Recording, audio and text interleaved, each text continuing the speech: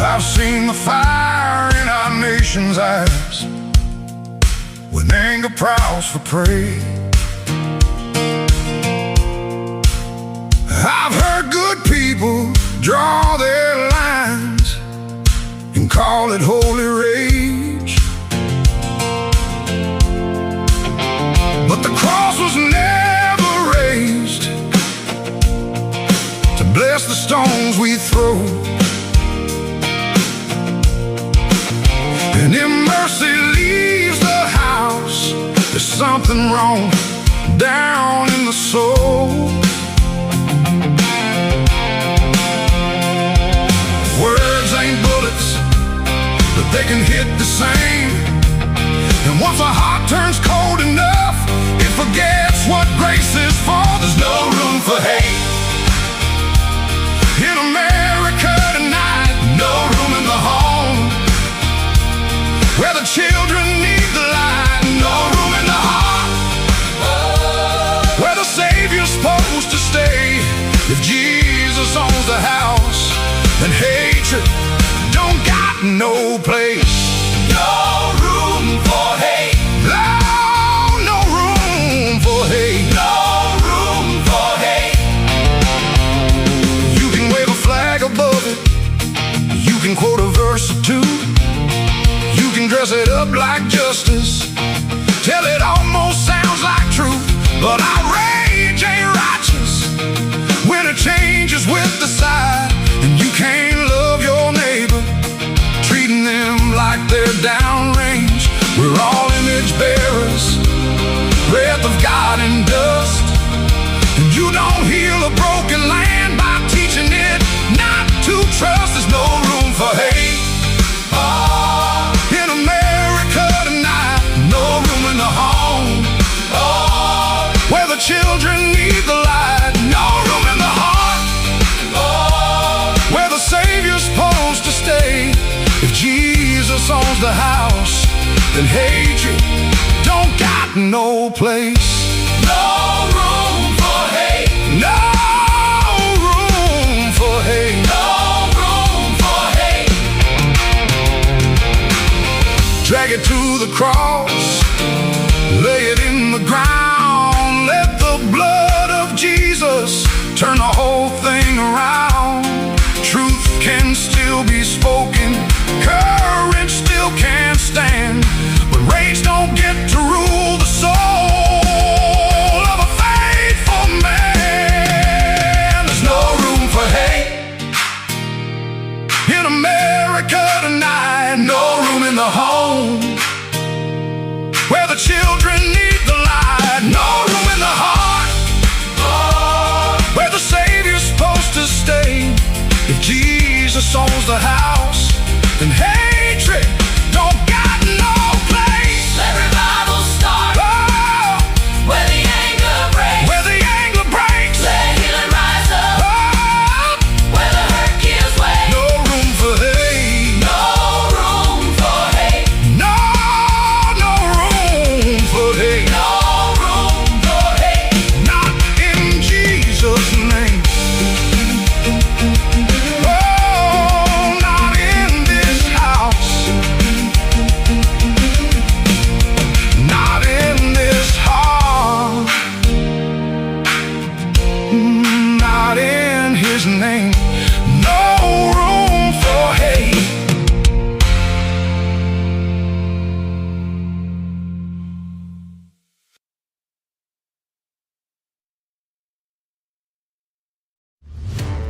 Remember when entertainment was actually entertaining? When comedy was about being funny, movies were about telling great stories, and you didn't need a political lecture every time you hit play. Great entertainment still exists, it's just getting harder to find. Even the biggest streaming platforms leave audiences disappointed. That's why there's Studio TST, pure entertainment, Real comedy, independent films, bold creators, movies, comedy, music, and more. And the home of fearless sketch comedy. That show tonight. Entertainment the way you want it. Funny, creative, unapologetic, and agenda-free. Studio TST. The future of entertainment starts here. Join Studio TST today for just $5 a month. Hello, friends. Do you have a moment so that we may discuss our Lord and Savior Minarchy? No, seriously, I'm just kidding. Hi, my name's Rick Robinson. I am the general manager of KLRNradio.com. We are probably the largest independent podcast network that you've never heard of. We have a little bit of everything, and by that, what I mean to tell you is we have news, pop culture, special events, conspiratainment, true crime, mental health shows, drama productions, and pretty much everything in between. So if you're looking for a new podcast home to grab a little bit of everything that you love all in one place, come check us out. You can find us on X under @KLRNradio. You can find us on our Rumble and our YouTube channels under the same names. You can also find us at KLRNradio.com and pretty much every podcast catcher known to man. So again, feel free to come check us out anytime you like at KLRNradio. Hi, everyone. This is JJ, the co-founder of Good Pods. If you haven't heard of it yet, Good Pods is like Goodreads or Instagram, but for podcasts. It's new, it's social, it's different, and it's growing really fast. There are more than 2 million podcasts, and we know that it is impossible to figure out what to listen to. On Good Pods, you follow your friends and podcasters to see what they like. That is the #1 way to discover new shows and episodes. You can find Good Pods on the web or download the app. Happy listening. The following program contains coarse language and adult themes. Listener discretion is advised.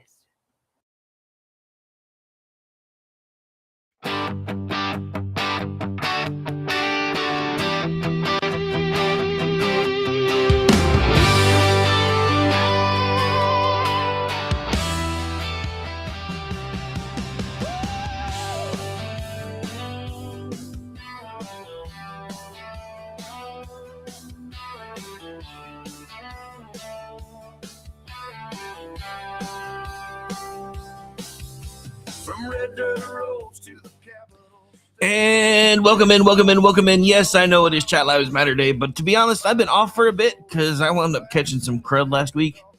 So let's get this out of the way. Guess what day it is? Huh? Anybody? It is Wednesday, my dudes. So yeah, I'm pretty sure one of my grand gremlins gave me some crud. I went to the doctor the other day, found out I have a summertime case of bronchitis. I have actually been advised not to do things like this until Friday, but yeah, I don't do as I'm told. In the words of the Knox, sometimes the very young do not always do as they're told. And I still feel very young at heart, even though most of the time I feel like I'm dying. Anyway, so we're here, we're live, and Em, I keep talking to you about that. Quit trying to poop out the chat, man. That has to be hard on your colon. Anyway, so there's a running joke that started around here now because X broke something the other day, and it took me forever to figure out how to do a workaround. So if you're listening on X and you're used to being able to chat from the big window, guess what? You can't do that anymore. Right at the top of the screen, if you're on it, well, on your mobile device, you can. But if you're on a laptop or a desktop, you're going to see chat is not live. So what you want to do is click those 3 dots at the top, click pop out, not poop out chat. And then you can type and harass me as usual. Anyway, so we're here, we're live. And I like I said, according to my doctor, I wasn't really supposed to try to come back until Friday. However, there's too much to talk about. First of all, of course, I had to come decked out today. Boomer Sooner, baby. Yeah. You know, our football program's kind of giving me pause. Baseball, kicking ass and taking names. Kind of enjoying our time in the SEC over in baseball territory.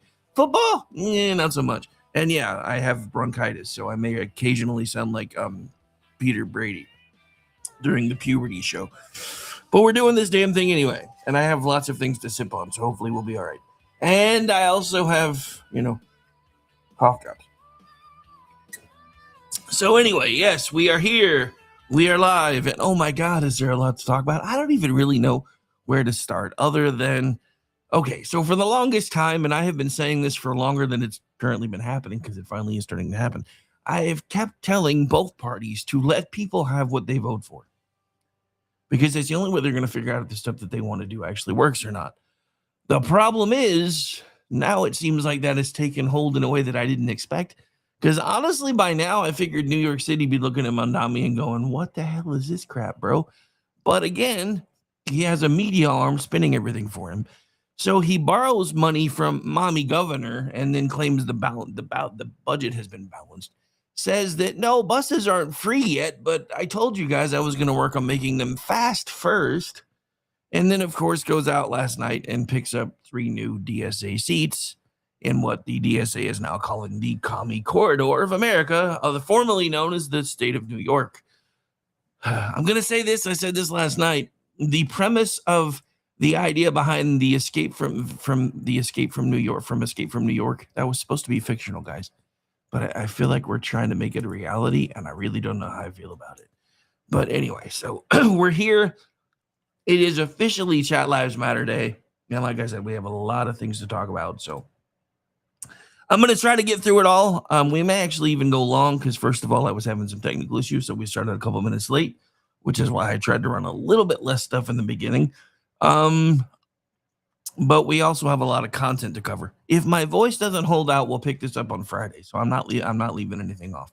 Anyway, so again, today we're going to spend some real time on something that is a lot bigger than one primary night in New York City, because the headline is easy. The headline is Socialists had a big night in New York, and that's true, but it's not enough. The bigger story is that the Democratic establishment just got a live demonstration of what happens when you spend years feeding the activist wing, flattering the activist wing, excusing the activist wing, borrowing the energy of the activist wing, and then convincing yourself you still control the activist wing, while you spend the entirety of most of the last 10 years trashing one man, going after one man at all costs, and not so subtly wind up missing the fact that the socialists have taken over your party.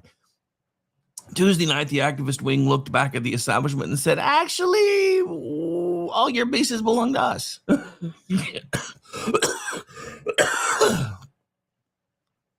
Mamdani, the commies candidates, the ones that he backed, went 3 for 3 in New York City Democratic congressional primaries last night. Brad Lander beat Dan Goldman. Claire Valdez won in New York's 7th. Daraliza Avila Chavalar beat Adriano Espala in New York's 13th. And yes, I'm butchering those names. And at one of the victory parties, when Hakeem Jeffries appeared on screen, the crowd did not exactly break into, for he's a jolly good fellow. No, they actually booed him. Then came the chant, "You're next." Now, I want you to sit with that for a second. Not Republicans, not Trump, not MAGA. Hakeem Jeffries, the man who wants to be Speaker of the House, the leader of House Democrats, the establishment head of the Democratic Party right now. You're next. That's not just a chant. That is an omen, and it's something that the Democratic Party, including none other than Hakeem Jeffries, should be paying attention to. CNN Van Jones may have had the cleanest line of the night, and we actually will probably be playing the clip later. He said this was a battle between the establishment and the insurgency, and the roof is collapsing on the Democratic Party establishment, and he is right. But here is where I'm going to not only ask, but beg my own side not to get lazy, because I know what a lot of conservatives are saying this morning. They're saying, good luck now that the left has gone communist. I get it. I understand the joke. Hell, one of the Republican coalitions sent Hakeem Jeffries flowers this morning for condolences. Look, I get it. Trolling is all the rage now that social media is a thing. And I get it. Everybody's doing their victory laps going, oh, look, now that the Democrats have gone socialist, there's no way we're losing in 2020. What is it, 2026? Sorry. Did I mention I'm on meds? So again, I get it. I understand the joke. I understand the instinct. I understand the desire to sit back, open the popcorn, and watch the Democratic Party get eaten by the very monster it helped create. But while I understand it, I don't think this is funny. Not because socialism is popular with me, because it's not. Not because the DSA has suddenly discovered the secret to human flourishing, because, again, they have not. I do not think this is funny because a lot of young Americans do not hear the word socialism the way we old fogies hear it. Older Americans hear socialism and think Soviet Union, red lines, state control, secret police, Cuba, Mao, Venezuela, North Korea, and every other failed promise that ended with a government powerful enough to crush the people it claimed to save. But a lot of young voters hear socialism and think rent relief, health care, my student debt's going to be gone. We're going to finally tax the rich. We're going to finally punish Wall Street. Go after all the corporations, take that money back, make the system fair. It doesn't make socialism right. It makes the sales pitch very dangerous. And if the right thinks the answer is just to call everybody a communist and move on, we're going to miss the actual fight, because the DSA is not outside the building holding signs anymore. They found a side door, and they kicked the bitch in. They organized, and now they're taking offices. So today, yes, we're going to talk about New York because we have to. Yes, we're going to talk about Mamdani the commie because, again, we have to. And yes, we're going to talk about the Democratic establishment getting the "your next" chant. But we're also going to talk about why this pitch is working, why young voters especially are the ones that are open to it, why capitalism's reputation has taken a hit, why some of that anger is actually real, and why some of it is entitlement, why government keeps breaking markets and then blaming capitalism for the bill. And later we are going to go through the warning from history, because nobody gets taught that anymore. Because socialism is always sold as compassion with a budget. But when the budget fails, compassion gets replaced by coercion. So buckle up, because Van Jones, Mother Jones, Van Jones, whatever the hell, was right about one thing. The roof of the Democratic Party is definitely collapsing. The question is whether the rest of the country is paying attention to that collapse. So let's start with the biggest piece. The news of the night. New York City had primary night, and that primary night is going to echo well beyond New York City, because let's not forget, most likely, unless Trump seizes control of DC again, there will be a socialist mayor in control of DC soon. So this is a ripple in a pond, not necessarily a one-off, because this was not just a few progressive candidates having a nice evening in safe blue districts. This was a political signal. Mayor Zoran Mamdani. I don't know why I still say his name wrong. And I know that sentence still sounds weird, depending on where you're listening from. The commie-backed 3 candidates in major Democratic congressional primaries, and all 3 won. Again, Brad Lander defeated Dan Goldman in New York's 10th district, did so handily and quite quickly. Now, Dan Goldman was not some random backbencher. He was one of the loudest anti-Trump Democrats in Congress. He was a cable news-friendly impeachment Democrat. He had establishment backing, he had name ID, and he had the resume. And he lost. Claire Valdez won in New York's 7th. Daraliza Avila Xavier beat Adriano Espaillat in New York's 13th. Again, not nothing. Espaillat was the incumbent. He had the establishment lane. He had the kind of seat the party normally expects to hold without much drama, and he lost. That is why this matters, because the DSA and the broader socialist progressive wing are not just trying to influence slogans anymore. They are trying to replace people. There's a difference between pressuring the party and becoming the party.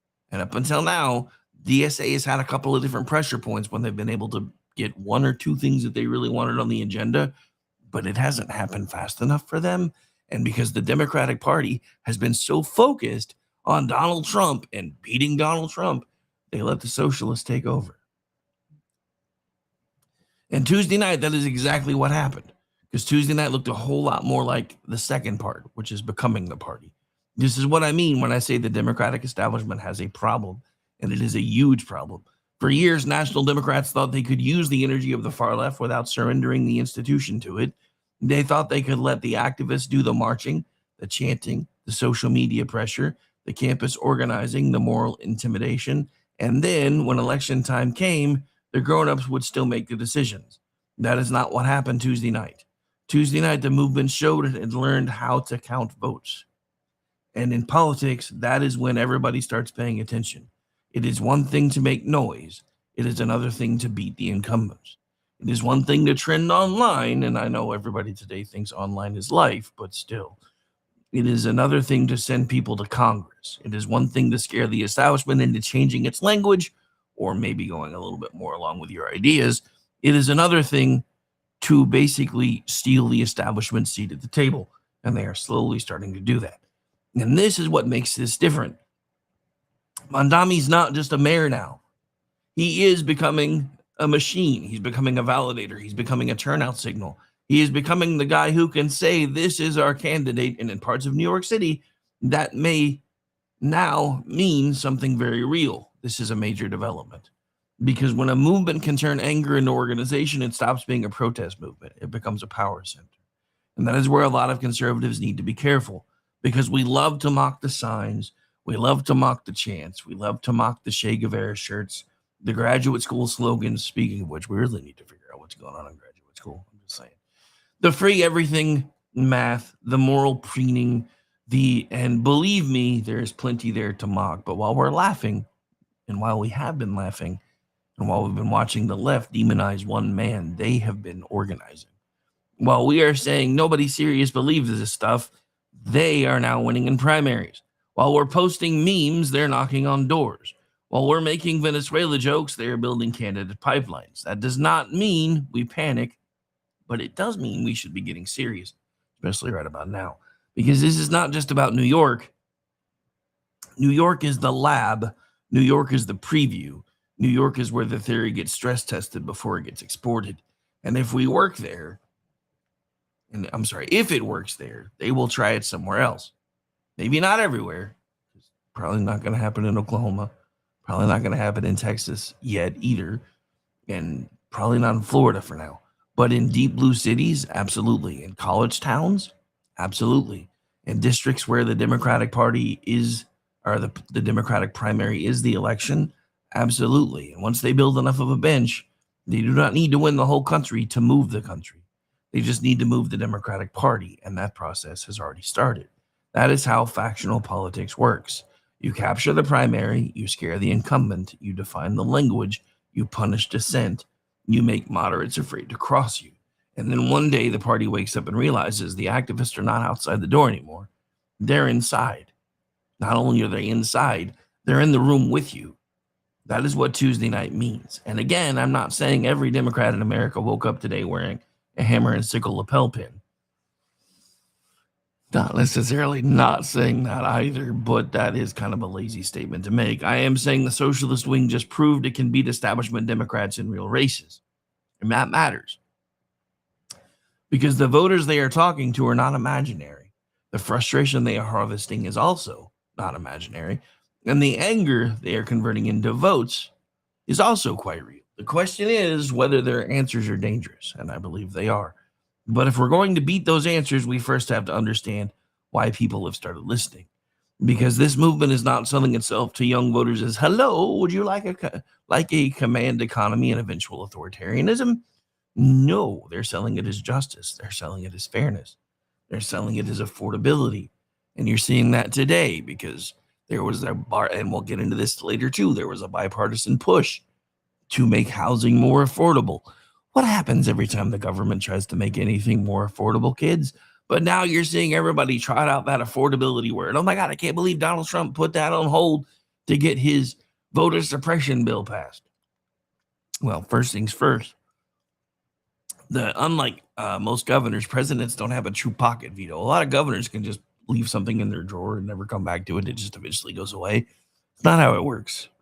Not how it works. I kind of wish it did at this point, but it's not how it works. So it can sit on the president's desk for up to 10 days. If he doesn't send it back as a veto, it can sit there for 10 days.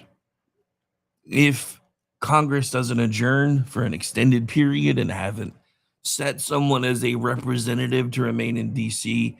to receive the document, should he send it back within 10 days, then after 10 days, if they adjourn, it goes away. If they don't, it becomes law. So all this really is a delay tactic unless Trump full-on vetoes it, because I don't think there'll be enough to override the veto. But then again, this is a bipartisan bill, and they may get pissed off enough at him to override it. But again, that affordability word has cropped up a lot again today, and they're selling it as somebody finally punching the people, young voters believe, have been punching them. And that's the irony, right? Because a lot of young people hate big corporations. They think the corporations are the monsters. They're tired of seeing CEOs making billions and billions of dollars. They're tired of seeing people that they feel like, should be making more money, making less. But they don't realize how much work went into that person at the top getting to where they are. Now, we can agree or disagree about how much they pay themselves, because I personally don't think CEOs should be making millions and billions of dollars. I think there are other things they should be doing with that money. And yes, that includes Elon Musk, but it's not my money. So I don't get to say, hey, Elon. I mean, I can say, hey, Elon, why aren't you doing this? Why aren't you doing that? But it's up to him. That's the joy of capitalism. That's the joy of freedom. That's the joy of an actual free market, is you get to decide. And we have started this whole thing of making all of this about the class of envy. And that's why we started losing the argument. But here's the thing, because the Democrats have spent all this time going after the corporations and making them the bad guys, and then also pushing for wages to go up, which actually only helps the corporations that they're telling people to demonize and make the bad guys, then it becomes this evil cycle of we're going to make things better, and then we're not, and we don't. And it leads people to realize that, they keep telling us government's going to fix it all, but then government doesn't. So maybe we should give more government control. So let's put a pin in that first big point for now, because this is not just a New York story. This is not just the Democratic Party food fight. Why am I suddenly thinking of Animal House? This is not just one socialist mayor flexing after a good night. This is a movement trying to become a machine. And when movements become machines, they stop asking permission. They start making lists. They start running candidates. They start choosing targets, which brings us to Hakeem Jeffries, because that may have been the most revealing moment of the night. There's a moment for Claire Valdez from Claire Valdez Victory Party that may end up being more important symbolically than some of the election results themselves. The crowd is gathered. They are celebrating. The socialists have had their big night. And then Hakeem Jeffries appears on screen. Let me see. I think we have that. Hang on. I know I had it somewhere.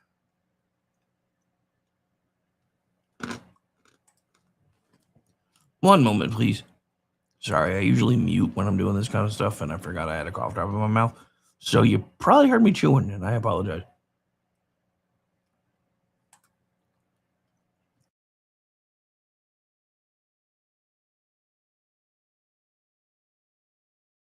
All right, so let me get this on the screen.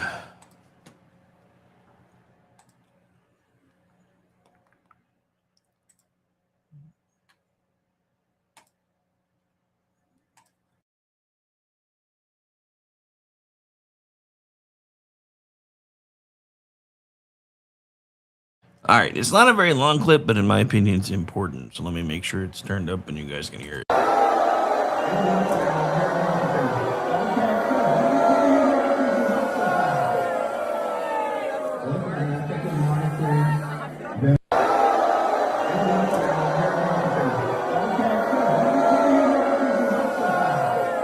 All right, so you can hear the booing. What you can't really hear in the background is the few people that started chanting, "You're next."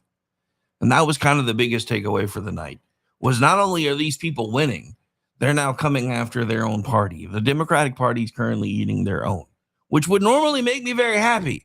Except, as I pointed out yesterday, J.D. Vance is now starting to talk like Grandpa Munster from the Southern European Union, who says we should take ownership stakes in AI companies.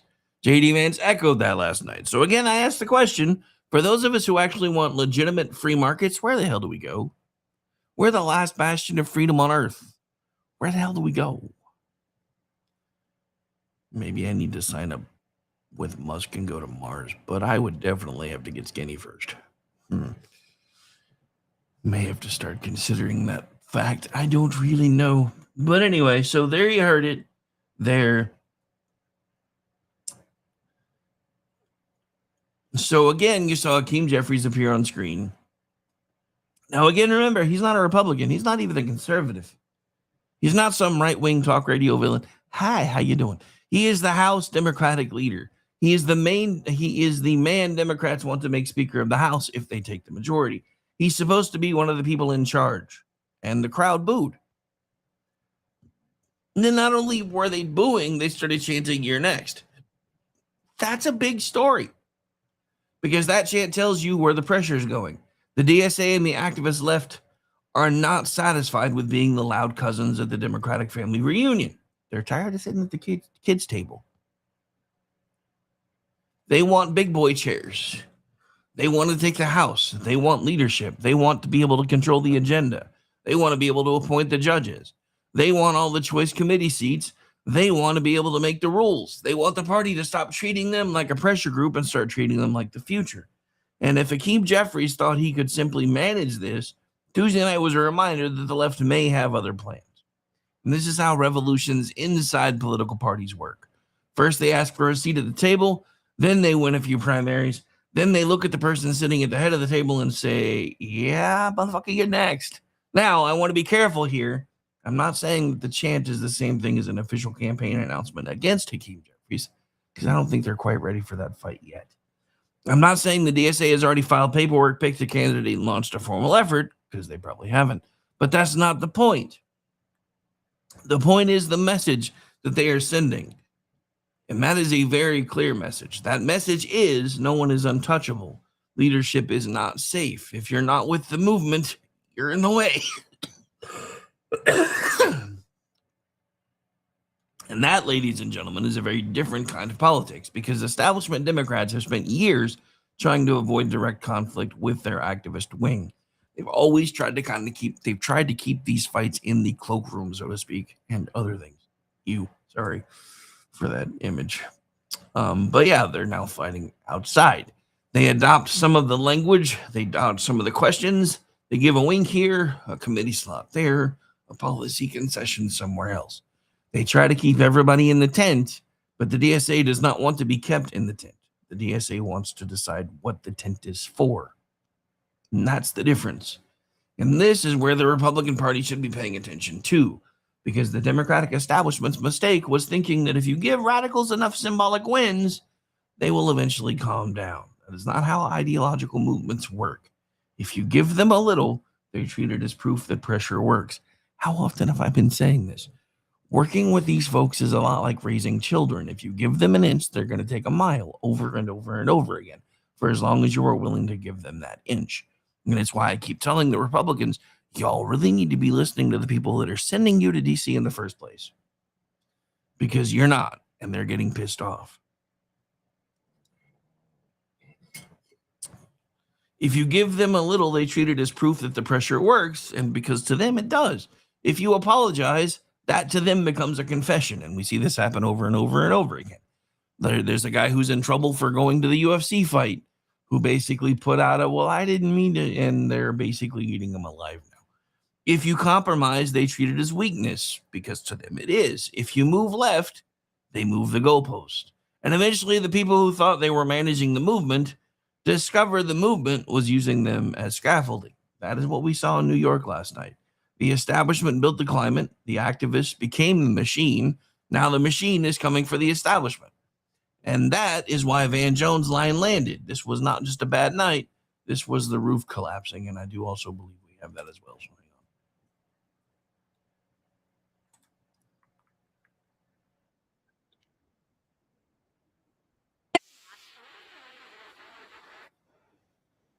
So there we go.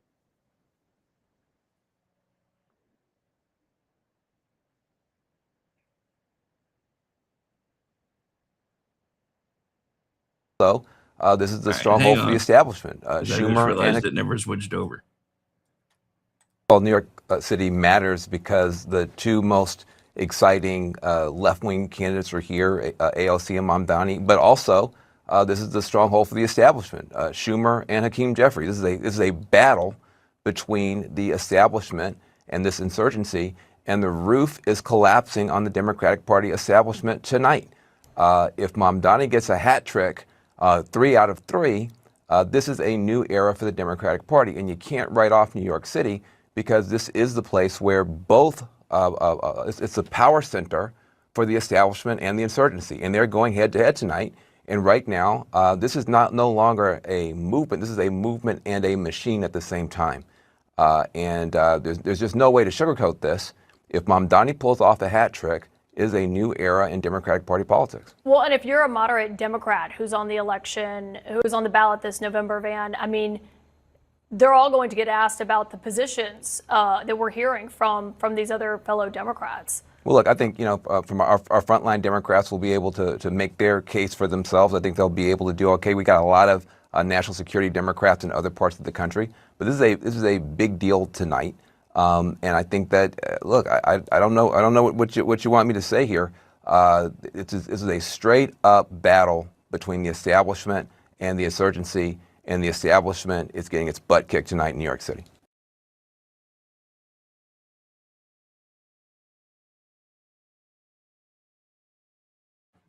And there's the biggest argument of the night.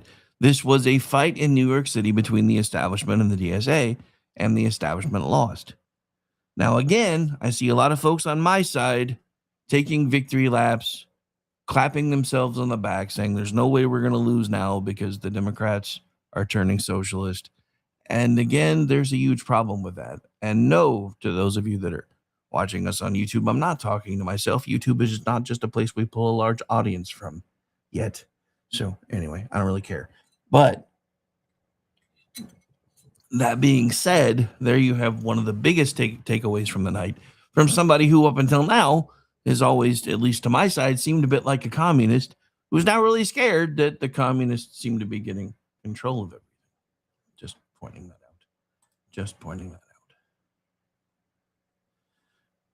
Now, here's the part that fellow conservatives really need to understand.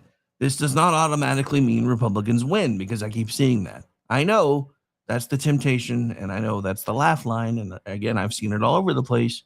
I've seen Republican movements trolling Hakeem Jeffries by sending flowers. I've seen, again, people screaming that, oh, there's no way we're going to lose now. And great, Democrats win socialist, game over has kind of been the talking point over social media today. But that's not it. It's not how this works. That's not how any of this works. It might help Republicans in some places. It might make certain districts more competitive. It might alienate older Democrats. Jewish Democrats, however, I think if that was going to happen, that would have happened last night, since New York City is one of the biggest Jewish strongholds in the country. Moderate Democrats, if such a thing even exists anymore, working class Democrats, immigrant Democrats, the legal ones, and voters who do not want their politics run through a graduate seminar in revolution. All of that is true, but it can also energize younger voters. It can also shift the party's center of gravity. It can also force the National Democrats to adopt more radical rhetoric just to survive primaries. It can also move the Overton window. And if the right's entire response is mockery, we're giving them the field. This is where I think a lot of our side needs to get more serious, because the DSA is not just selling an ideology. They're selling an answer to pain. Maybe the wrong answer, but it's still an answer. And I do, in fact, believe it is the wrong answer. And I believe it's a dangerous answer. Maybe it is, maybe it isn't, but I believe it is a dangerous answer. But they're talking to voters who feel like the current system has failed them. And if we all say, shut up, communist, we're not persuading anybody who's actually persuadable. We're just entertaining people who already agree with us. That's fine for a meme. It's not enough for a country. So the real question is not, can we dunk on socialism? Because of course we can. I do it all day, every day, in print, in audio, in video. The real question is, can we explain why socialism is attractive, while even though it is attractive, it fails, and what the better answer is? That's the fight. Because a lot of younger voters do not think they are voting for gulags. They think they're voting for rent relief. They don't think they're voting for secret police, even though that will eventually become a thing. They think they're voting for health care. Look at what happened with Canada with their health care they now have made. They do not think they are voting for state control. However, state control will always eventually become a thing.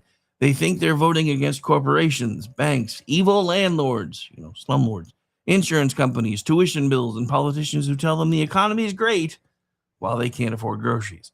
And that's why this is dangerous, because socialism is at its most powerful when it gets to a point where real pain offers fake medicine. And that's what we have to understand. This is what we have to answer. And this is why today is not just a news day. it is a warning.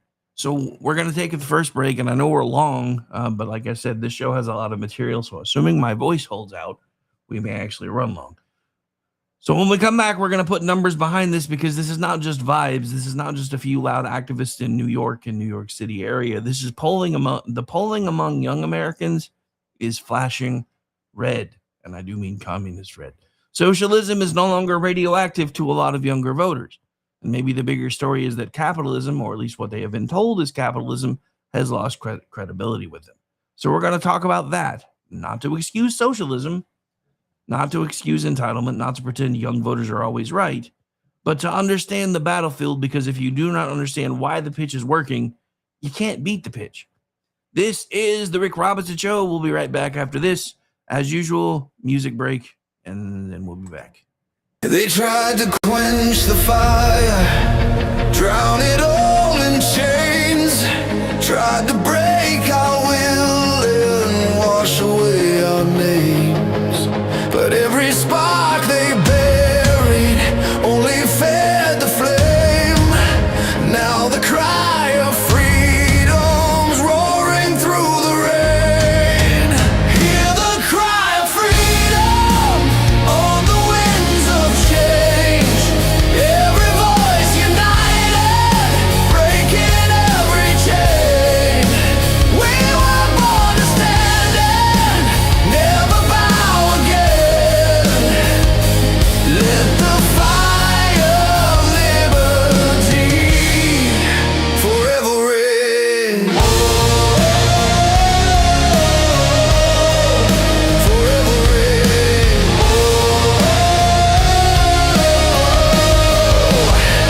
Now the walls are shaking from the battle cry. Truth is rising to the sky. Every soul that ever felt the weight of chains feels the fire of freedom in their veins. No more chains, no more lies. Hear the thunder as we rise. Freedom's call won't be denied. Now the fire burns worldwide. Hear the cry of freedom on the winds of change. Every voice united, breaking every chain. We were born to stand and never bow again. Let the fire of liberty forever reign. Let the fire of liberty forever reign.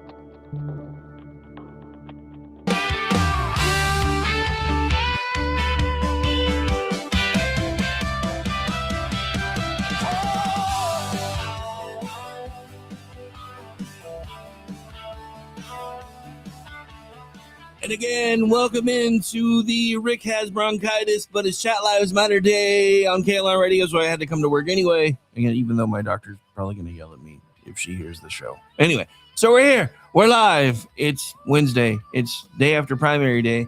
And the DSA just stomped a mud hole in Hakeem Jeffries. And I know that's supposedly racist or whatever. I don't even care anymore.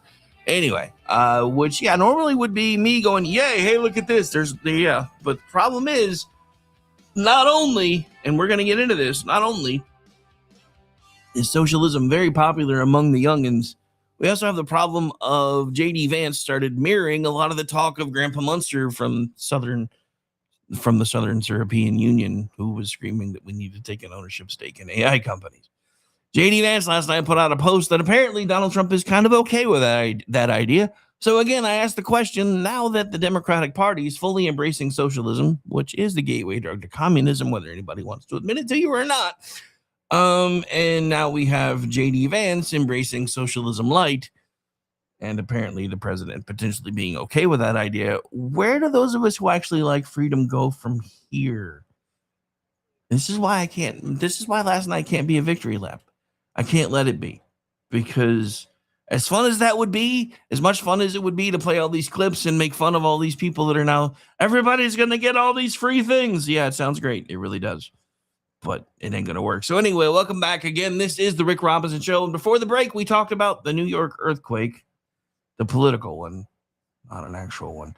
Mamdani-backed 3 candidates and went 3 for 3. Again, Brad Lander, Dan Goldman, and Claire Valdez all won their stuff. And again, at the victory party, one of them, the crowd started chanting, "You're next." That's the sound of a movement, realizing it does not have to ask permission anymore. But now we have to ask the question that matters more than the chant. Why is this actually working? Because if all we do is sit around saying, well, Democrats have gone communist, good luck with that, we're missing the bigger danger. Michael, if you can go back to your desktop where it says not live in the chat window, there are 3 buttons at the top. Click the one that says pop out chat. The only version of the chat that works anymore is the mobile version, and that one actually works along the same lines. So sorry. Let me put this on screen, I guess, so people don't realize that I'm not just talking to myself. So yeah, it does work. They just broke something and they haven't figured out how to fix it yet. But you can make it work. Anyway, all right. So sorry. I used to troubleshoot things for a living. Sometimes I can't help it. Anyway, but again, if all we do is sit around saying, well, the Democrats have gone full commie, don't ever go full commie, well, we're missing the bigger danger. The bigger danger is that socialism is no longer radioactive to a lot of younger voters, not because they all read Marx. Most of them probably couldn't have. I'm sorry. I'm going to shut up now. Not because they are sitting around studying Lenin. Just saying. Not because they're all secretly dreaming about breadlines and secret police, because that's not how socialism is being packaged to them, even though that's usually where it ends up. That's not the point. The point is that the word does not scare them the way it scares older generations, including myself. And that is a problem, and that's becoming a biggest problem, because the latest numbers we pulled are not comfortable, according to Cato/YouGov, and I know, cringe, YouGov, had 62% of Americans ages 18 to 29 with a favorable view of socialism. Let me say that again. 62% favorable towards socialism. And that same survey had 34% of Americans ages 18 to 29 with a favorable view of not only socialism, but communism. Now, there's an important caveat here. The survey did not define socialism or communism for respondents, and that matters because one person hears socialism and thinks Nordic welfare state. Another person hears socialism and thinks government owning or controlling production, which is the actual definition of socialism. Another person hears socialism and thinks make billionaires pay for my student loans until you run out of their money or they move. And another person hears it and has no idea what it means at all, except the people on TikTok say capitalism is why rent is high. So yes, definitions matter. The ability to understand those definitions matters even more. But even with that caveat, those numbers should make everybody on the right, you should be all sitting up straight and paying attention right now. Because if socialism is favorable to nearly 2/3 of young adults in a poll, you cannot just treat it like a fringe campus disease. And here's the problem. A lot of those voters, the 2/3 nearly that favor capitalism or communism over capitalism, a lot of them probably haven't voted before because they haven't felt like it's mattered. If you give them a candidate that aligns with their idea that socialism is awesome, guess what's going to happen? They're going to be running to the polls singing the Lego movie song, "Everything is awesome," because they're going to finally get to vote for a communist or a socialist. And they're going to think they're fixing America because they legitimately think America is broken. That's the problem. This has moved from fringe to mainstream to now basically being in the bloodstream of our younger people because that is all they have been taught in schools. Capitalism sucks. America is the bane of the world. Socialism and communism are the way to go. And the problem is that trend did not start yesterday. We're going to do it like I said, there's going to be a lot of history today, assuming my voice holds out. And I'm really going to try to make sure that it does. So Gallup had young adults around 51% favorable towards socialism back in 2015. So in 16 years, it's gone from 51% to 62, if I remember right. So now in 2018, young adults were still around 51% favorable towards socialism, but here's the bigger problem. Positive views of capitalism among that same age group had fallen from 68% in 2010 to 45% in 2018. That is the real warning light here. Socialism did not have to become overwhelmingly popular overnight. Capitalism's reputation collapsed, and in politics, perception matters. Hell, in most of the world, perception is reality. Just look at what happens with the furry kids and the trans kids and all those kids. Anyway, so if young voters do not believe capitalism means opportunity anymore, it leads to ownership, upward mobility, small business independence, family formation, and the ability to build a life, then the word capitalism stops being inspiring. And this becomes another problem.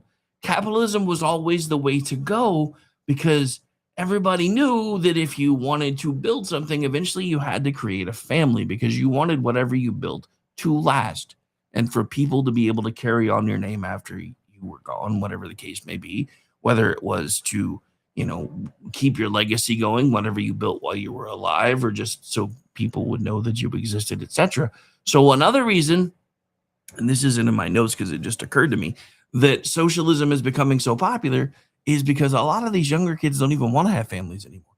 They have been convinced by the proletariat, by the media wing, by the educational wings, that the country's terrible, the country's horrible, the state of the world sucks. We're all going to die from global warming or now what they call climate change. So why even bring a kid into this mess? So because capitalism stops being inspiring, because one, you're not really worried about trying to be able to, find your own place, own your own. You're not even worried about property ownership for most of these kids anymore. They're just worried about their rent being cheaper. And let's not forget that Gen Z basically reinvented roommates and thought they had discovered something, which tells me that things may have been better than we wanted to admit for millennials. Because if nobody was telling their kids from the millennial age to the Gen Z age that, hey, we didn't all get to start out with our own apartments either. We had to start with roommates, or we did this, or we did that, or we started actually paying our parents rent. I did that for a while I was in college. Because the college was right down the street. My mom was like, hey, as long as you're still in college, you can stay here and I'll give you a reduced rate on your rent. You drop out of college, you got to go. Guess what? I left college because I decided it wasn't for me, and she was good to her, or she was good on her word. And I had to go find roommates and find somewhere to live. But the problem with all of this is young people have started seeing everything as being out of reach and unaffordable. But the problem with that is they also seem to think that by the age of 18, they should be able to go out on their own, have a job that pays them $200,000 a year, have the house they want, all the streaming services they want, that brand new Bugatti and all these other crazy little trimmings that come with it. Because somewhere along the way, the starter life became gross. We may get into that a little bit later too. But again, if capitalism isn't working for anybody anymore, capitalism stops being inspiring. Especially if you can get them to start being envious of the people that have made it, instead of saying, well, if they've done it, I can do it too. Well, they did it and now I can't, so they don't deserve it either. It starts sounding like a defense of people already winning, and that is where the left walks in. The left says, see, the system is rigged. And here's where the right has to be careful, because sometimes the young voter's wrong about the cure, but not wrong about the symptom. If a 25-year-old says rent is insane, they're not hallucinating, because let's face it, today rent is pretty much insane. If they're saying groceries are expensive, again, that's not them making anything up. Groceries are expensive. If they say student debt is heavy, that's not crazy either. But again, look at all these things we're talking about. Healthcare, another one. That's a maze. It's become expensive. They don't really understand how to make it work. Remember, the government said they were going to make that easier.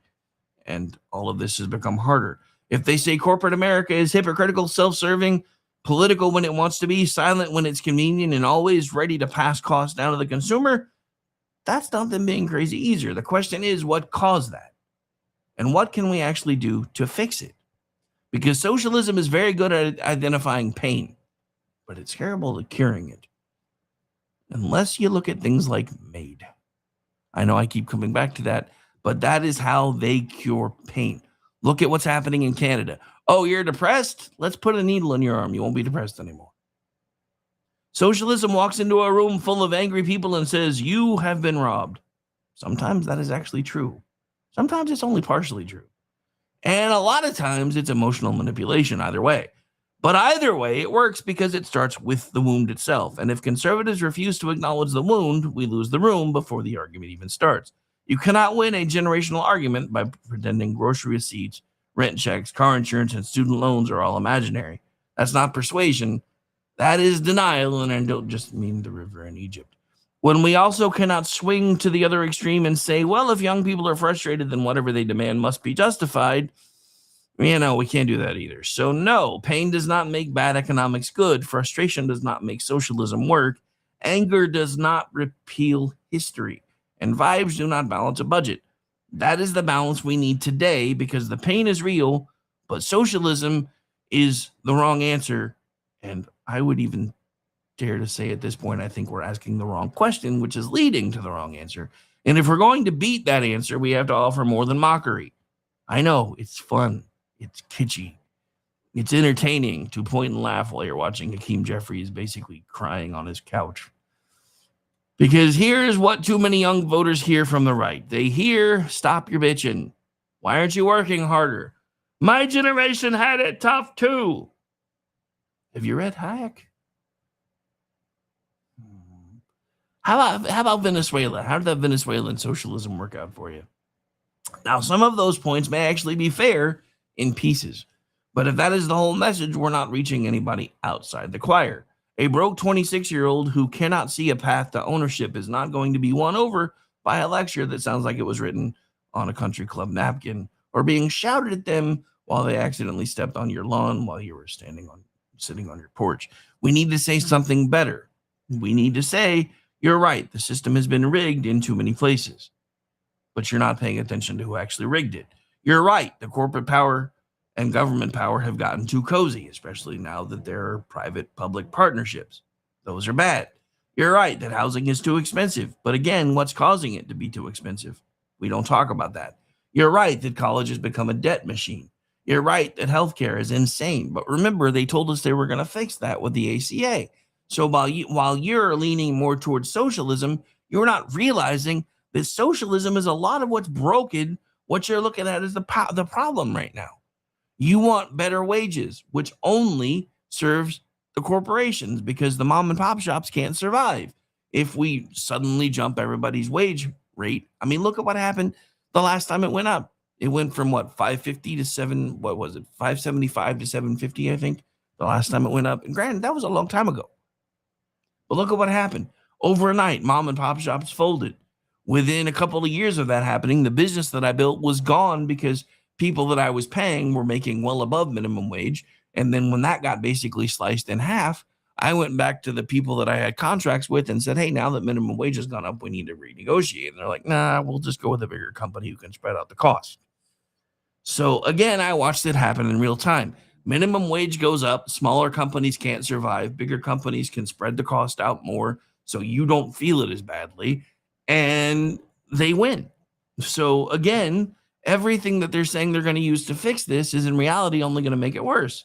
Let's look at college. Ever since student loans became a thing, the price of college has gotten insane because the colleges realized, well, if the government's picking up the tab, then we could basically treat this instead of like higher education, we can make it grades 13, 14, 15, and 16 and treat it as a continuation of high school.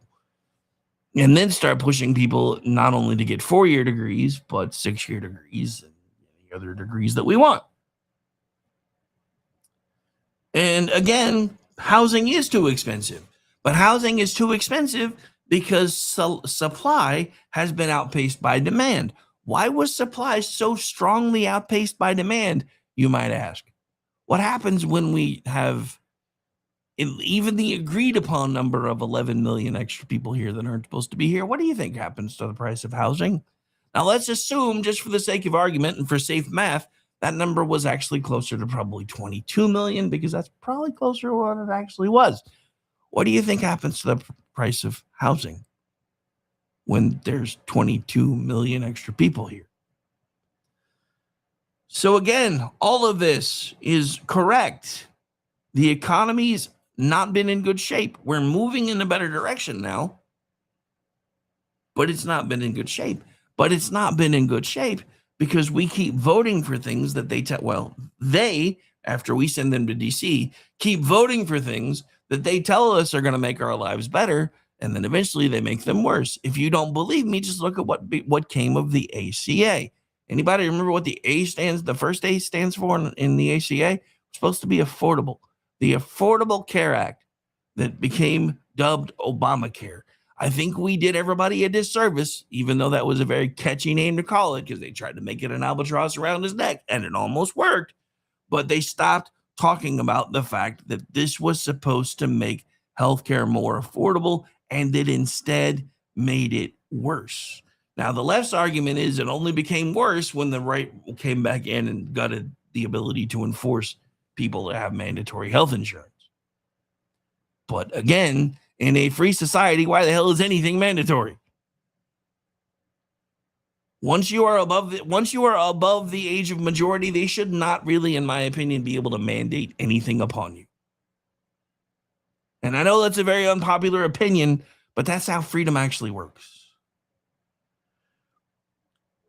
So again, while all of this may be correct on the surface, the young folks are wrong because they seem to think handing more power to the same kind of institutions that helped create the mess in the first place is actually going to save them.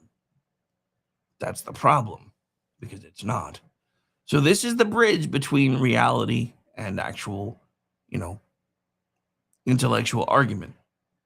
This is where we have to go, because a lot of young Americans are not reacting to capitalism as conservatives understand it. They're reacting to crony capitalism. They're reacting to bailouts. They're reacting to government-managed scarcity. They're reacting to government-subsidized demand.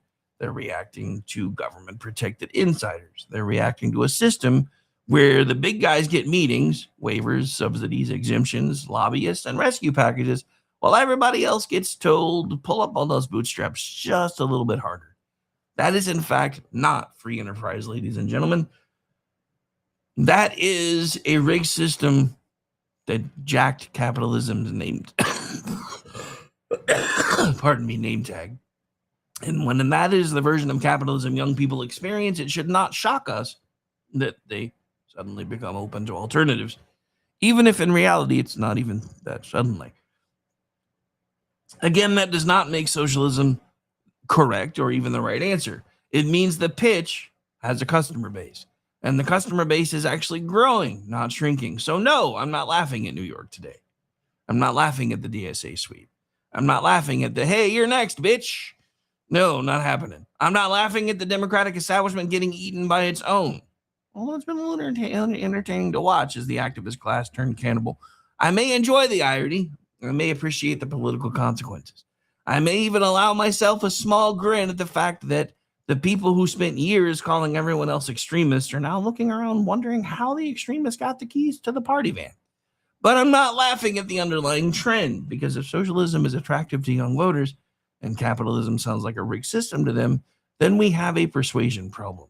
And persuasion problems do not get solved by memes. And trust me, we're really, really good at memes. They get solved by telling the truth, the whole truth and nothing but the truth, that the pain they feel is actually real, but their entitlement is also real. The government distortion is real. The socialist cure is actually poison. And the free market answer has to be more than defending whatever corporate America happens to be doing this week. And that's the next piece. But because me talking, take two.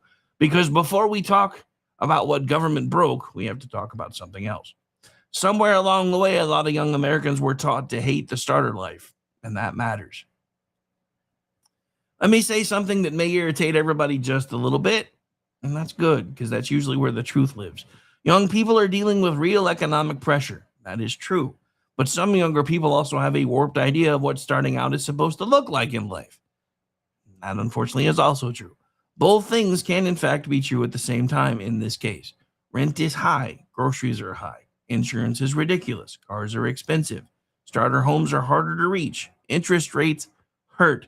Student debt matters, especially because they've been sold this idea that a degree was going to lead them to the middle class, and now there's so many people with degrees that the entire system is glutted and nobody really knows what to do. And inflation has eaten the paycheck. All of that is true. But it is also true that the starter life was never supposed to look like established adulthood. A lot of us did not start out living alone in a nice apartment with granite countertops, a perfect kitchen, a golden retriever, a vacation budget, DoorDash 4 nights a week, and a furniture set that matched. That has not ever been, nor was it ever, the baseline. The starter life was roommates, hand-me-down furniture, a couch from somebody's aunt, bad carpet, a coffee table that may or may not have been stolen from a college common area. I think the statute of limitations might be up on that. I hope. A car with one working speaker, a car that made noises you prayed about. A grocery budget held together by peanut butter, ramen, ground beef, and the cheapest store brand cereal that did not taste like the box. That was normal. That wasn't oppression. That was the beginning. And this is where culture matters.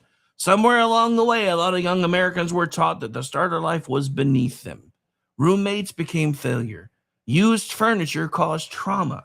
Driving an old car, well, that was just oppressive.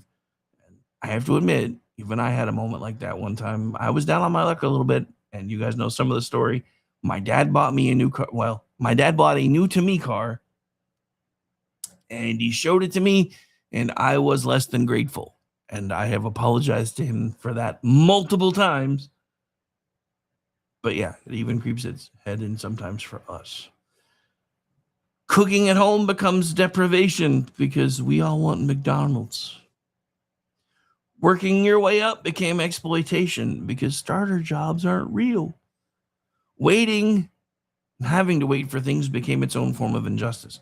And I'm not saying that to bash an entire generation, at least not completely. I'm saying it because this part of the socialist, because it is part of the socialist sales pitch. Socialism gets powerful when economic frustration meets cultural entitlement. If you take a generation with real bills and then teach them that every delay is an injustice, every limitation is some form of exploitation, every budget constraint is violence, and every rich person's existence is theft, you have created the perfect voter for a redistribution movement. Because now the issue is not just how do I build a life? The issue becomes who is it that owes me the life I want and where can I find them? And that is a very different question.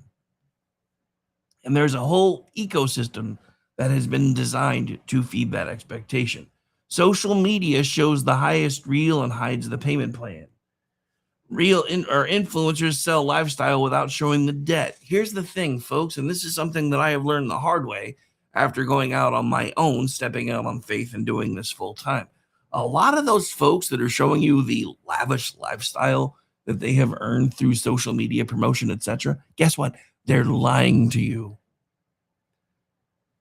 They do an Airbnb and rent the house for a day or so for a couple $100, take all the pictures that they can while they're in it. And then maybe they have a friend with a really nice car, or maybe they talk it up from a dealership to let them go on a test drive. And then they wait until whoever owns the car isn't anywhere near it, and they start snapping pictures like they own it while they're sitting on it until the owner of the car comes out and says, "What the hell are you doing sitting on my car?" And believe it or not, I've seen outtakes of things like that have actually been made public that are real. So the problem that we have is we have this entire group of people that are now inflating their lifestyle for clicks, hoping that eventually they're going to get paid because they can show you how they got here. And all these folks that are sitting around with, taking all these pictures, laying on piles of cash, guess what? You can get stacks of cash on Amazon that look real on pictures for like $10 a pop for like $50,000 worth. So they're selling you an illusion, but they're selling you an illusion because they're hoping that you're going to pay attention. The problem is the socialist crowd is also selling an illusion. Give us power. We're going to make the government fix what the government broke. The problem is every time you give the government more power, they simply find ways to break more things. I'm going to say this again. If the government actually fixed the things that it broke, eventually we wouldn't need the government anymore. That is why by design, they never really fix anything. So again, as we get back to this, colleges teach a lot of theory, but they don't teach any trade-offs. Politicians promise benefits without explaining that sometimes it's going to require that you tighten your belt a little bit. Corporations sell identity as a subscription model. Credit culture says you don't have to wait. You can have that now. Hell, you can finance your pizza. I never thought I would live in a country where you could finance pizza. I never thought I would live in a country where you had to finance pizza. What the hell? Buy now, pay later says you can feel rich until Tuesday. And then Tuesday comes. And when Tuesday comes, the socialist says you were robbed. Maybe, maybe not. Maybe you were robbed by inflation. Maybe you were robbed by a college system that told teenagers to sign six-figure loan documents for degrees with weak earning power. Maybe you were robbed by zoning laws that made it impossible to build enough houses. Maybe you were robbed by politicians who spent money they did not have and then acted shocked when prices rose. Maybe you were robbed by corporate consolidation protected by regulators and lobbyists. Maybe you were also sold a fantasy of adulthood with no apprenticeships. That is the price we cannot ignore, because the right will lose this argument if we only talk about personal responsibility. But the right will also lose this argument if we abandon personal responsibility. The answer is not to say everything is always your fault and everything is awful. It's the opposite of the Lego song. Remember, everything is awesome. Lately, I feel like we've all been screaming, everything is awful. Yeah, anyway, and that's wrong too. The answer is not to say nothing is your fault, because that's also wrong. The answer is to tell the truth. The ladder has gotten harder to climb in some ways, but some people are also mad because nobody told them ladders actually have rungs. This isn't an elevator. You can't just climb in it and wait to get to the top. You have to climb the thing. You have to put in the work. You don't get to start at the roof either. You don't get to start at the top. You start at the bottom, and it's not an automatic process. You don't just get to step in, push a button that says penthouse, and eventually you get there, and the whole time you're in the elevator, all you hear is moving on up. Yeah, no, that's not how any of this works. It's a ladder. You got to climb it. You got to put in the work. But we're not being told that. We're not being taught that. We're not being shown that. And we're instead being shown the people who have put in the work, who have climbed the ladder. And trust me, as we're now finding out, some of these people have done some shady things to get where they are. Look at all the fraud we're uncovering. But if you think it's bad now, when we have this blend of private insurance, government involvement, healthcare insurance mess nightmare, imagine how much easier it will be to steal from you and rob you blind when we have single payer. So this is why the American dream matters, but it still has to be told in the right way. You do not get to start at the top. Now, how we should be talking to these kids and these younger folks is telling them, you may not be the top of the heap here, but you're already among the top 1% of the entire world just because of where you lay your head every night. And that should matter. So the American dream was never a promise that everybody starts at the finish line. That is how the left has been pushing it. That's why they've started pushing for equity, not equality. It was the promise that if you worked, saved, built, sacrificed when you had to, learned, failed at times, recovered from those failures, built yourself a nice family, choose wisely, and then invest wisely and kept going, you could move, you could climb, you could own, you could build something that was yours. That is the part that socialism quietly replaces. Socialism does not teach patience. It teaches grievance. It doesn't teach building. It teaches claiming. It does not teach ownership. It teaches resentment towards those who have ownership. It does not ask, how do we create more opportunity? It asks, who already has something we can take from them? And if you teach enough people that the start of life is humiliation, then the person promising to skip the start of life starts looking like a savior. And that is dangerous. And let me tell you something else that the socialism movement has used to our detriment. And it sadly started with our founding fathers. The document was originally supposed to read life, liberty, and the pursuit of property. But they felt like that wouldn't land quite right, so they changed it to the pursuit of happiness. If happiness is your goal and you're unhappy with where you're at, and somebody comes along with this panacea that says, give us control of everything and we'll make your life better, they are in fact pursuing their own version of happiness. This becomes the problem. Because by not teaching people how much having ownership and being able to take stock in your own life and your own accomplishments matters, and all we've done is teach them, hey, this country's all about life, which, hey, you're breathing, you got that part down. Liberty, which is a concept almost nobody understands. And then happiness, which is all everybody's ever chasing, and it's a very fleeting thing, might I add. They've taken everything concrete away. Other than, hey, you're breathing. Guess what? You got the first one of the three.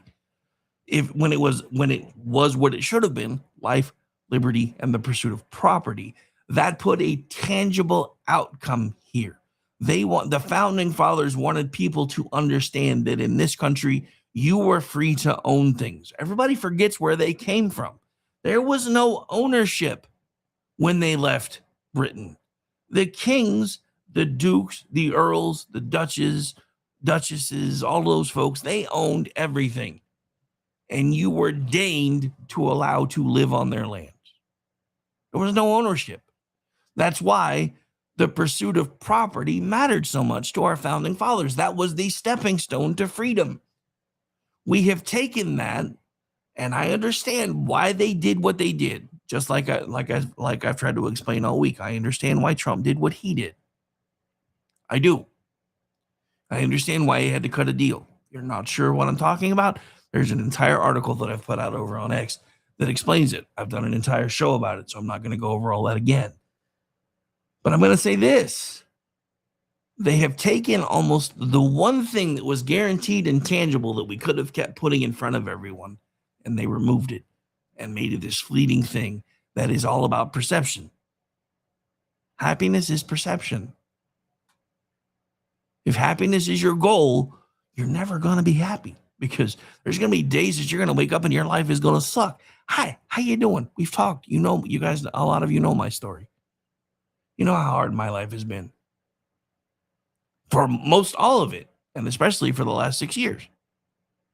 But I still get up every day. I still put one foot in front of the other, because I understand that happiness, while relative, is also something that is attainable if you allow yourself to temper it enough to go, no, I may not be happy today, but I can keep pushing until I get to a point where I'm happy. But that's also because I'm able to put tangible goals in front of myself. Because your goals have to be tied to something tangible. And again, the problem that we have with the 18 to 34 crowd is they want everything now all at once, all at the same time, and they don't think they have to wait for it. So they aren't able to set goals for themselves. They aren't able to say, well, I'll move out of mom's basement, find a couple of roommates, hit the Goodwill for some furniture, and then do that for a couple of years while I sock back as much money as I can, since I'm going to be splitting expenses. And hey, guess what? If you can't split expenses quite far enough, that's when you either see if you have the option to take on a new roommate, or maybe to move to somewhere else where the place is a little bigger and maybe the split's a little better. And then you just do whatever you got to do. But again, we don't even want that starter life anymore. Everybody wants to, at this point, everybody basically wants to come out of the womb fully formed with a 7-figure job and, everything they ever want. And that's bad. The problem with everything being that way, with the starter life being, oppressive, is no society can survive if too many people believe they are entitled to the fruits of adulthood without the disciplines of adulthood. But no society can survive if the starter path genuinely disappears either. That's the balance, and it is a delicate one. And conservatives have to be able to say both. We have to be able to say, yes, some young people actually do need to grow up a bit. And yes, some systems do, in fact, need to be broken up or changed. Yes, some expectations are ridiculous. And yes, some prices are absurd because government has made them absurd.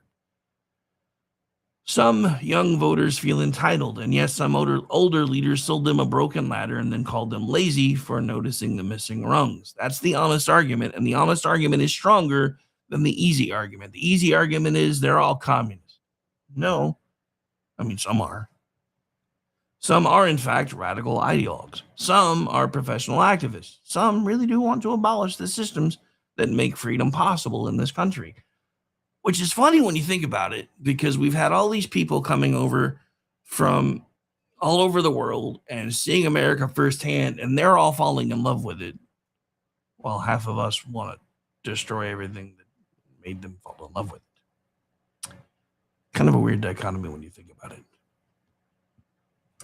A lot of them are just angry. They're broke. They're confused. They've had things that they feel like they have been overpromised, underprepared, and being recruited by people who know exactly how to turn frustration into power. That is what the DSA understands. That is what Mamdani understands. That is what the socialist wing has come to understand. They understand that if you can tell people your life is hard because someone else stole your future, you can build a movement. The question is whether conservatives can tell people something truer. Your life is hard for several reasons. Some are personal, some are cultural, some are in fact economic. Some are even political because you keep voting for the same stupid people. Some are spiritual. Some are the result of bad decisions. Some are the result of bad policy. Some are the result of institutions that protected insiders and punished builders. But the answer is not to make government more powerful. As a matter of fact, that is never the answer. The answer is to restore the conditions that let ordinary people build again. That means energy abundance.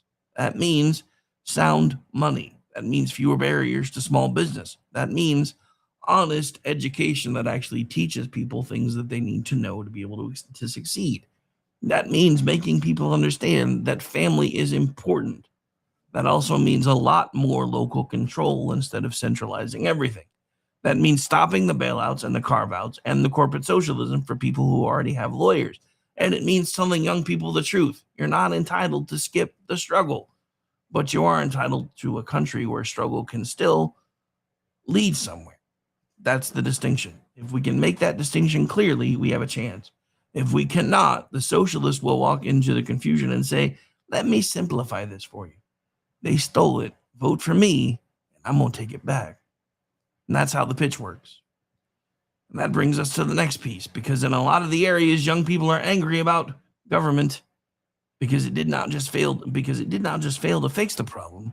Government actually, in a lot of cases, helped create the problem. This is the argument. This is the part of the argument that has been said plainly. A lot of young Americans are mad at capitalism for problems caused or worsened by government intervention. Not all problems. I'm not going to overstate that here.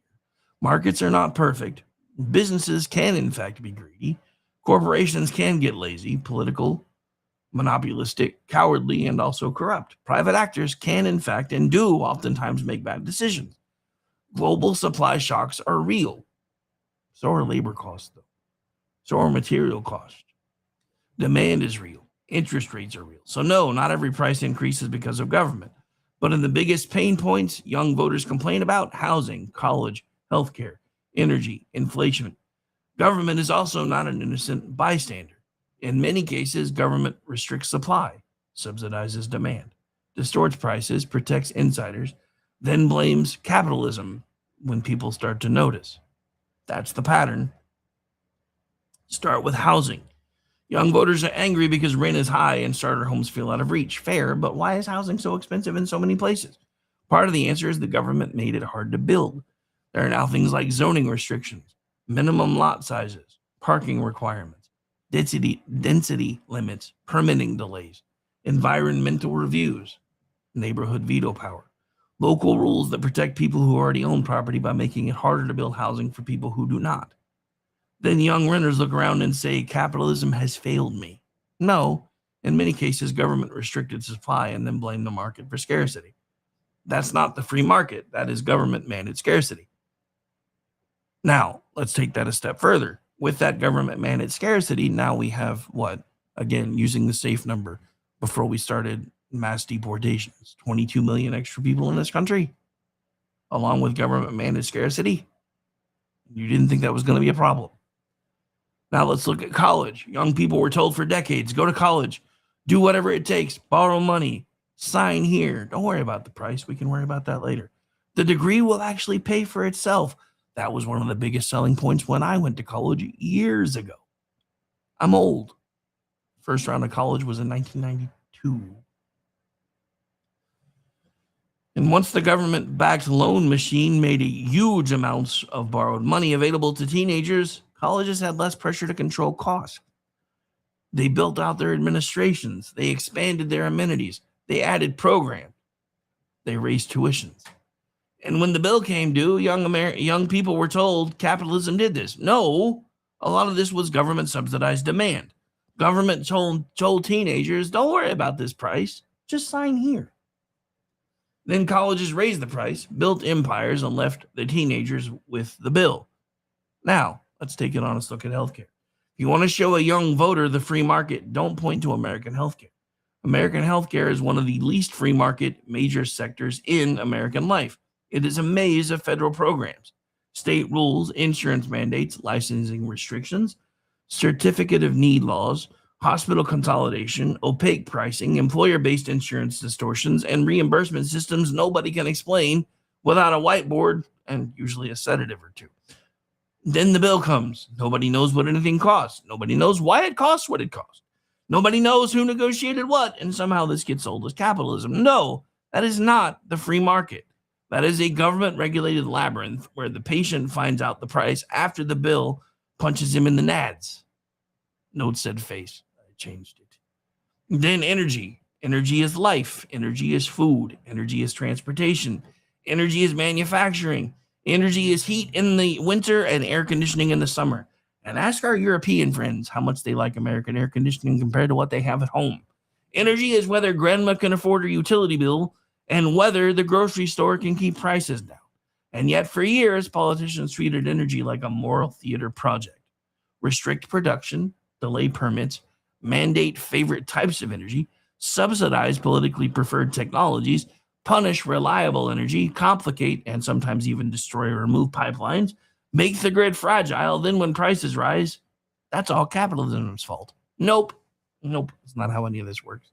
You cannot regulate energy like a political science project and then act shocked when the electric bill shows up with a political science degree. Don't even get me started on this next point, but we're going to talk about it anyway, because next we have inflation. This one is simple.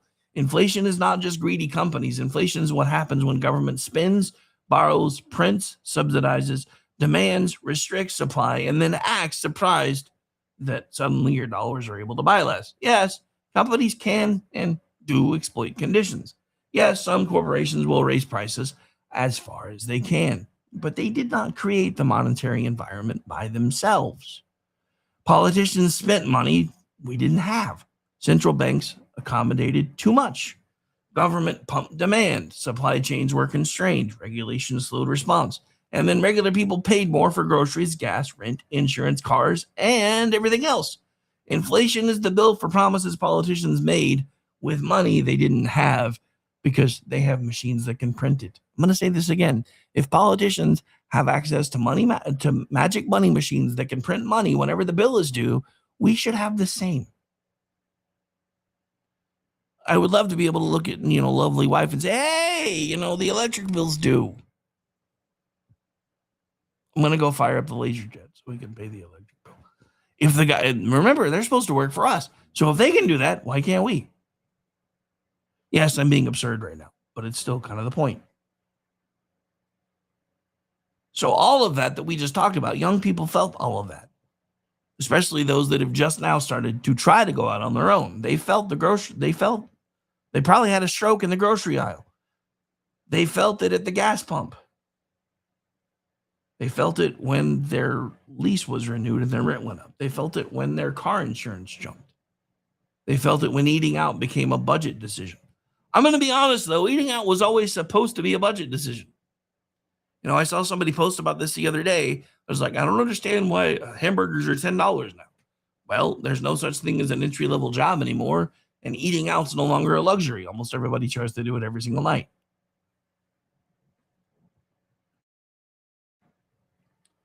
They felt it when all of this became reality, and then the socialists came along and said, see, capitalism sucks and it failed you. No, government and cronyism helped break the price system. Then socialism showed up with a bigger hammer and said, let me fix it. You can't fix what's already broken with a hammer, folks. And that's the trap. The same voters angry about government distorted prices are being told the solution is more government control over those very same prices, along with wages, housing, energy, healthcare, and business. That's how the argument turns. Government breaks the market looks broken. Socialists point to the broken market and say markets don't work. Then they ask for more power so they can fix what doesn't work. And when more power creates more failure, they blame enemies, greedy landlords, greedy grocers, greedy doctors, greedy energy companies, greedy employers, greedy farmers, greedy truckers, greedy whatever they can point at the time. There's always an enemy worth exploiting. That is why the history lessons matter. Because once government claims the power to control the economy in the name of fairness, it also needs the power to punish whoever gets blamed when fairness doesn't show up. That's where this goes. It doesn't start with gulags. It starts with price controls. It starts with emergency powers. It starts with nationalization. It starts with temporary interventions. It starts with just make them pay. It starts with, well, let's just cap the rent. Let's just cancel that student debt. Why can't we seize those profits again? Why aren't we punishing the hoarders? Misinformation is bad. We should silence that. And then one day the government has built a machine powerful enough to deliver paradise and powerful enough to punish anyone who notices paradise never actually got here. That's why this matters. New York is not just a local election story. It is the latest warning that a generation is being sold a dangerous cure for real problems. And the right has to respond with something way better than mockery. Because again, it's easy. It's fun to mock. It can be. I do it all the time. But we also have to say, yes, the cost of living is in fact too high. But this is what we're trying to do to fix it. Yes, the ladder is harder to climb. But we've also been trying to help with that too. Yes, the insiders have rigged too many games. That's part of why we're starting to show people all the fraud. That's the thing.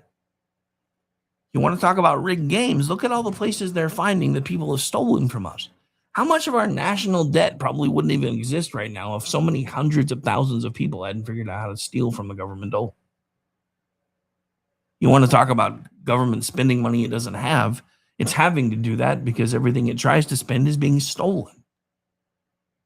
So the answer is to give them more power? I don't think so. So the government has protected too many powerful people, and they have. Yes, crony capitalism is real, but the cure is not and can never be socialism. The cure is not more power to the people who broke the system in the first place. The cure is to start pointing out the rigged games so we can start fixing them. Start the process to restore real competition. Build more houses. Produce abundant energy. Stop subsidizing bad decisions. Stop protecting incumbents. I guess New York got that message. Stop punishing small builders. Stop pretending every problem is solved by giving Washington, Albany, Sacramento, or your local city hall more power. Because a lot of young Americans are not reacting to capitalism. They're reacting to government-managed scarcity, government-subsidized demand, and government-protected insiders. And then they're being told the answer is to give those same institutions more power. That is insane. That is dangerous, and that is the fight that we are facing. So, ladies and gentlemen, that was only supposed to be hour one. That's how many notes I have today. So, I think because my voice is fading and I do still have several hours of work that I have to get through tonight, I think we're going to go ahead and cut it just a few minutes short. And I'm going to save this part as the opening for Friday's show, since I still have at least another hour of material. So I promised you guys, if my voice started cutting out, that we would finish the show. So that will happen on Friday. We will finish this and then move into any news of the day that is also relevant.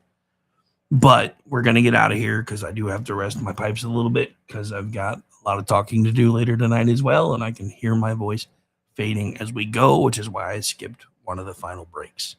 So my name is Rick Robinson, bronchitis and all, doing this thing. We'll be back. I'll be back tonight. First pushing buttons for inquiry. That is at 7 p.m. Eastern. Then I believe Behind Enemy Lines is back. If my voice is shaping up better by then, I may join them for whatever their topic is. If not, I may just save it for Rick and Orty. And as far as I know, Rick and Orty will be our closing act for the night. Again, I don't think Sean comes back until beginning in July sometime. My name is Rick Robinson, the voiceless one. Some of you are cheering that fact, and I don't like you, but it's okay. And I'll be back later tonight. I want to thank everybody who took the time to stop in today. I know things with XChat have been confusing, and there was the copyright strike on the YouTube channel that we finally got resolved. So we're starting to pop up in all the right places again. So if you like what we do here, make sure you are liking, following, sharing. If you don't like what we do here, share us and point and laugh. I'm okay with that too. But yeah, we're going to jump because I can feel my voice going away. Yay. Bye, everybody. Enjoy the rest of your day.